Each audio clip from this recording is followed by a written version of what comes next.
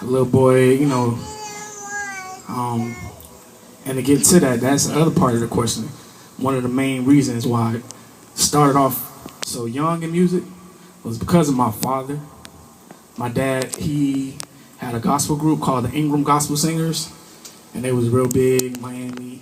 They did a couple of albums, and, was on Billboard, all that, But I basically grew up in church. Musicals back in the day, we used to do about 3-4 musicals a night.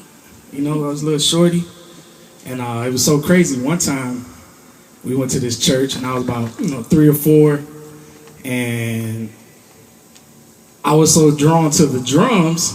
I was over there by the drums, and my parents left me. You were out of town. We was out of town, and they left the church. And I'm over there by the drums. I don't even know I'm left. And they told me they had to come back and get me because they left me because I'm over there at the drums. I just always. With your uncle. She thought I was with my uncle. Cadence, be quiet. So I basically got all my musical influence from my dad. He played piano too back in the day, and he's real old school, very old school, all the way old school, like James Cleveland old school. But y'all don't know, my dad was really like kind of big in the gospel music, like for real.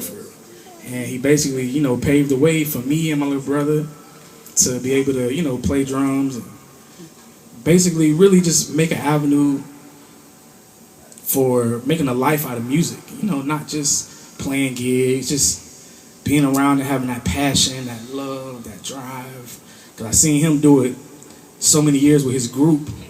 You know what I'm saying? When people wasn't there for him, he ain't care. He just kept going, and really pushing. And Dad, you my dog.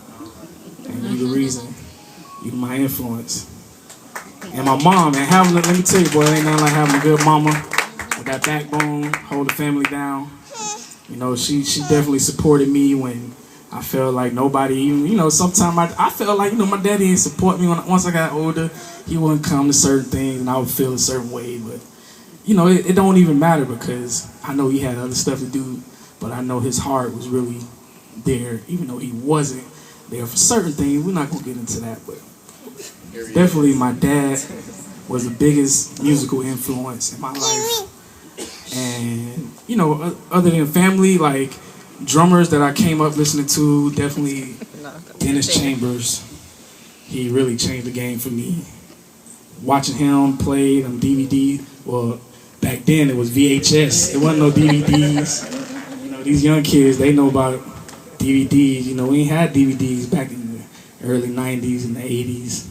We had VHS. So I used to watch Dennis Chambers.